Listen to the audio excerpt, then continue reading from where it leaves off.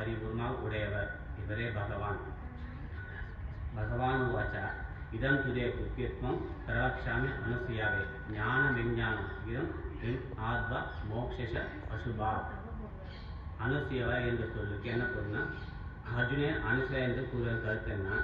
பண்புள்ளவர்களின் பண்பை மதியாமை, குணங்களில் குற்றம் காண்பது, அவர்களை நிந்திப்பது, அவர்கள் மீது பொய்யான பொல்லாங்கு கூறுவது, இவையெல்லாம் அசூயா ஆகும். இயல்பாகவே அந்த அசூயா இல்லாதவனை அனுசூயா என்பார்கள். பகவான் அர்ஜுனனை அனுசூயா என்று கூறுகிறார். எவனுக்கு என்னிடம் நம்பிக்கை உள்ளதோ பொறாமை கிடையாதோ அவன்தான் இந்த அத்தியாயத்தில் கூறப்படும் உபதேசத்தை பெற தகுதியுள்ளான். இதற்கு மாறாக என்னிடம் குறை குற்றம் காண்பும் சிரத்தை இல்லாதவனும் இந்த உபதேசம் பெற தகுதியற்றேன் என்றார். பகவானை பற்றி கேட்க ஒரு பக்தன் மேன்மேலும் அறிவு பெறுகிறான். கேட்டல் என்னும் வழிமுறை ஸ்ரீமத் பாகவத்தில் பரிந்துரைக்கப்பட்டது. 9 நிலையை பற்றி சொல்றாரு. சிரவணம், கீர்த்தனம், ஸ்மரணம், பாத சேவனம், அர்ச்சனம், பந்தனம், தாசியம், சத்தியம், ஆத்ம நிவேதனம். சிரவணம் பகவானை கதைகளை கேட்பது. கீர்த்தனம் பகவானின் நாமங்களை பாடுவது. ஸ்மரணம் பகவானை மனதில் நினைப்பது. பாத சேவனம் பகவான் திருவடிகளுக்கு சேவை புரிவது. அர்ச்சனம் பகவான் திருவடிகளுக்கு தூமலராய் தூவி தொழுவது. பந்தனம் சாஷ்டாங்க அவன் திருவடிகளை வணங்குவது. தாசியம் குற்றவேல் புரிவது. சத்தியம் பகவானை தோழமை கொள்வது. ஆத்ம நிவேதனம் தன்னே பகவானுக்கு அர்ப்பணிப்பது என்பதாகும். ஆத்மாத்மா உணர்ந்து செய்வது.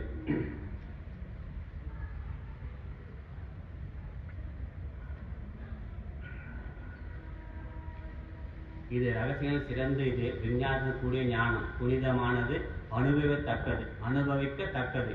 இதில் நம்பிக்கை இல்லாதவர் பிறப்பு சக்கரத்திலிருந்து விடுபடுவதில்லை. நான் இந்த பிரபஞ்சம் முழுவதும் ஊடுருவி உள்ளேன். எல்லா ஜீவராசிகளும் தோற்றுவிப்பதும் பாதுகாப்பதும் நானே. ஆகாயத்தில் காற்று உள்ளது போல எல்லோரும் என்னில் உள்ளனர். பிரளய காலத்தில் எல்லோரும் அழிந்து என்னுள் புகுந்து விடுவர். தோற்றுவிக்கும் போதும் எல்லோரையும் மீண்டும் அனுபவிக்கிறேன். தோற்றுவிப்பதும் அழிவதும் எல்லா காலங்களும் நிகழ்ந்து கொண்டே இருக்கும். இச்செயலை என்னை கட்டுப்படுத்தாது. இயற்கை எல்லா உயிரினங்களையும் தோற்றுவிக்கின்றது. என்னால் தான் உலக வாழ்க்கை இயங்குகிறது. மூடர்கள் என்னை பற்றி தெரியாது. அவர்கள் வீணான ஆசை, பயனற்ற செயல்கள், பயனற்ற அறிவு மற்றும் முரட்டுத்தனம் மிகுந்த குழப்பவாதிகள். தெய்வீகத்தன்மை வாய்ந்த மகாத்மாக்கள் ஒரே சிந்தனையுடன் என்னை வணங்குகிறார்கள். என் பெயரையும் புகழையும் தொடர்ந்து சொல்லிக் கொண்டிருக்கிறார்கள். என்னை உணர்வதற்கு பாடுபடுகிறார்கள். எப்போதும் என் நினைவாக இருக்கிறார்கள். மற்றவர்கள் ஞானத்தின் மூலம் என்னை வணங்குகிறார்கள்.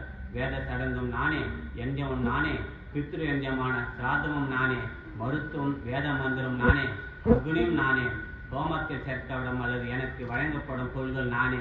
இந்த பிரபஞ்சத்தின் தாய், தந்தை மற்றும் பாட்டன் நானே. அறியத்தக்கவனும் ஓம்காரமும் வேதங்களும் நானே. லட்சியமும் சாட்சியம் போக்ஷிப்பவனும் நானே. இருப்பிடம் புகழிடம் அக்கறையுள்ள நண்பனும் ஆரம்பம் முடியும் நானே.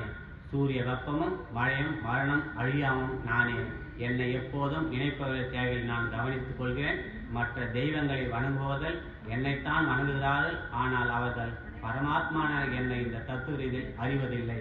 ஆகையால் அவர்கள் வீழ்ச்சி அடைகிறார்கள். பக்தியுடன் ஒரு இலையோ, ஒரு பூவோ, ஒரு துளி நீரோ எனக்கு அளித்தால் போதும், அதை நான் ஏற்கிறேன். நீங்கள் உண்ணும் உணவையும் செய்யும் செயல்களையும் வழிபாட்டு எனக்கு அர்ப்பணித்து விடுங்கள். நன்மை தீமை என்ற பந்தத்திலிருந்து நான் காக்கிறேன். எல்லோரையும் நான் சமமானவன். ஆனால் என்னை நேசித்து வழங்குபவர்களுக்கே நானே காணப்படுகிறேன். என்னை வழிபடும் மகா பாவியம் சாதுவாக நல்லவனாக கருதப்பட வேண்டும். எனில் அவனும் இறுதியில் தர்மாத்மாகி அமைதியை அடைகிறான். ஆண் பெண் இனம் என்ற பாகுபாட்டிற்கு அப்பாற்பட்டு என்னை வழிபடுகள் மோட்சத்தை அடைகிறார்கள். உங்கள் மனதை என் மீது நிலைநிறுத்துங்கள். என் மீது பக்தி செலுத்துங்கள். என்னை வழிபடுங்கள். என்னிடம் மரியாதை செலுத்துங்கள். என்னையே முழுமையாக நம்பி என்னை அடையலாம். ஹரே ராமா ஹரே ராமா, ராம ராமா ஹரே ஹரே, ஹரே கிருஷ்ணா கிருஷ்ண கிருஷ்ணா ஹரே ஹரே. ஓம் நமோ பகவதே வாசுதேவாய.